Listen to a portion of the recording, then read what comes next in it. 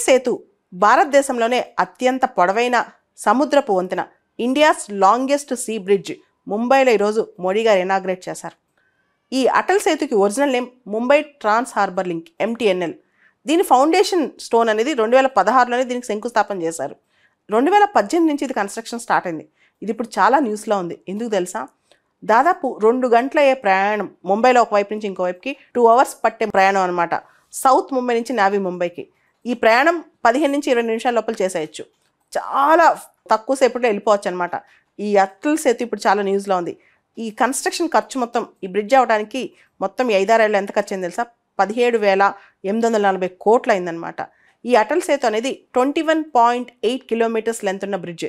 ఇది long bridge that connects Sewri in Mumbai, south ముంబైలో సెవ్రీ ప్రాంతం నుంచి నావీ ముంబైలో నావాషేవా ప్రాంతాన్ని కనెక్ట్ చేస్తానమాట. సో ఇది వచ్చాక ముంబైలో ట్రాన్స్పోర్ట్ అనేది చాలా సులభం కాబోతుందంట. నావీ ముంబైకి సౌత్ ముంబైకి దాదాపు 2 గంటలు పట్టే ప్రయాణం ఇప్పుడు 15 నుంచి 20 నిమిషాలు అయిపోతుంది. దీనివల్ల ఫ్యూయల్ కాస్ట్ కూడా చాలా తగ్గుతుందన్నమాట.